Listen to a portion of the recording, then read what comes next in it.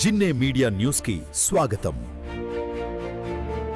మీరు ఇప్పుడు ఒక గ్రామంలో 100 సంవత్సరాల చరిత్ర కలిగిన సుబ్రహ్మణ్యేశ్వర స్వామి దేవాలయం గురించి తెలుసుకుంటున్నారు. ఇది 1930వ సంవత్సరం ములగలంపల్లి గ్రామం పచ్చని పాడి పంటలతో స్వచ్ఛమైన పల్లె వాతావరణంతో ఉన్నటువంటి రోజులు. ఎంతో ఆహ్లాదకరమైన వాతావరణంలో జీవనం సాగిస్తున్నటువంటి షేక్ ఇమాం సాహిబ్ గారు ఆలియా భార్య గారు ఒకరోజు ఇంట్లో పెద్ద సర్పాన్ని అయితే చూసి ఆశ్చర్యపోతారు. వెంటనే గ్రామస్తులు అయితే పిలుస్తారు.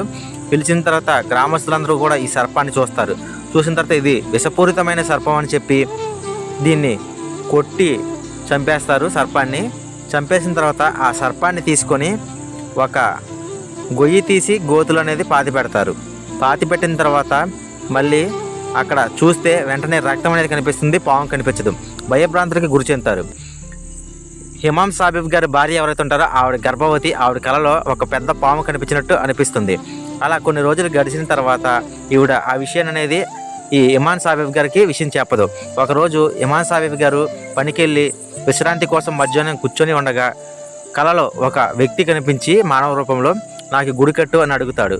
అలా అడగంగానే ఆశ్చర్యానికి గురి చెందిన అతను లేచి వెంటనే ఎక్కడైతే గ్రామంలో తన పాముని పాతిపెట్టారు అక్కడికి వెళ్ళి చూడగా ఒక పెద్ద పాము రూపంలో కనిపించినట్లు ఆ పాము ఈ విధంగా అంటున్నట్టు అనిపిస్తుంది. మీ గ్రామంలో నేను సుబ్రహ్మణ్యేశ్వర స్వామిగా కొలువుదీరి ఉంటాను. అలా చెప్పగానే ఇమాం సాహిబ్ గారు ఆశ్చర్యానికి గురి చెందుతారు. వెంటనే అక్కడ ఆలయం కట్టడానికి గల అన్ని పనులు చేసి మంచి ఆలయాన్ని అయితే నిర్మిస్తారు. ఆ రోజు నుంచి ఇప్పటి వరకు కూడా సుబ్రహ్మణ్యేశ్వర స్వామి మహిమలు ములగలంపల్లి గ్రామంలో ఉన్న ప్రతి ఒక్కరికి తెలుసు. ఎన్నో గ్రామాల చరిత్రలు తెలుసుకునే మన గ్రామంలో ఉన్నటువంటి చరిత్ర కూడా తెలుసుకోవాలనే ఈ చిన్న వీడియో ప్రయత్నం.